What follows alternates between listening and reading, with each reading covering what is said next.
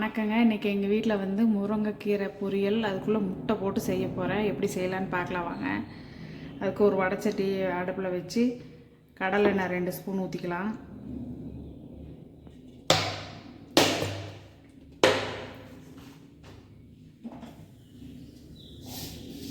எண்ணெய் காஞ்சிருச்சு. இப்போ கடுகு போட்டுக்கலாம்.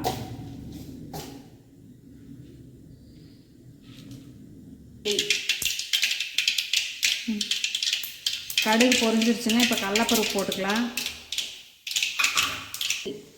கடலப்பருப்பு செவந்துருச்சுங்க. இப்போ பெரிய வெங்காயம் ஒரு 3 வெங்காயம் கட் பண்ணி வச்சுருக்கிற பொடுசா அதை போட்டுக்கலாம்.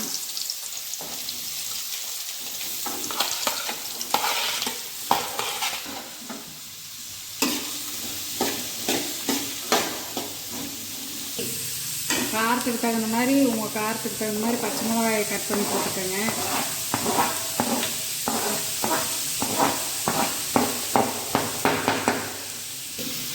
வெங்காயம் பச்சை மிளகாயும் நல்லா வணங்கிட்டுங்க. அதுக்கப்புறம் கீரை போட்டுக்கலாம்.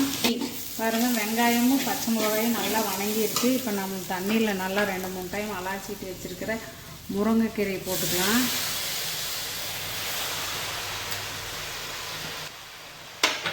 முருங்கைக்கீரை போட்டு முருங்கைக்கீரை நல்லா வணங்கினதுக்கப்புறம் உப்பு போட்டு அதுக்கப்புறம் முட்டையை உடச்சி ஊற்றிக்கலாங்க. பாருங்கள், கீரை இந்த அளவுக்கு நல்லா வணங்கி வந்துடுச்சு. இப்போ வந்து முட்டையை உடச்சி ஊற்றிக்கலாம். நான் வந்து இந்த கீரைக்கு 4 முட்டை ஊற்றுறேன். நீங்கள் எச்சா வேணாலும் ஊற்றிக்கலாம்.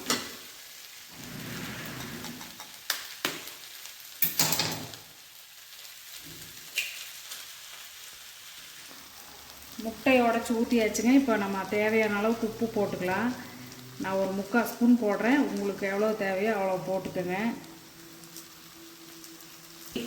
பாருங்கள், கீரை முட்டை ரெண்டும் நல்லா சேர்ந்து வணங்கி வந்துடுச்சு. அதில் இருக்கிற ஈரப்பதமெல்லாம் போய் நல்லா முறுமுறுன்னு வந்துடுச்சு. சாப்பிட்றதுக்கு நல்லாயிருக்கும். ரசத்துக்கு, சாம்பார் சாப்பாட்டுக்கெல்லாம் இது கூடயே கொஞ்சம் வெள்ளை சாப்பாடு போட்டு கொஞ்சம் உப்பு போட்டு கிளறி கொடுத்தீங்கன்னா ஸ்கூலில் லஞ்ச் பாக்ஸ்க்கெல்லாம் நல்லா குழந்தைங்க விரும்பி சாப்பிடுவாங்க. ட்ரை பண்ணி பார்த்துட்டு எப்படி இருக்குதுன்னு சொல்லுங்கள்.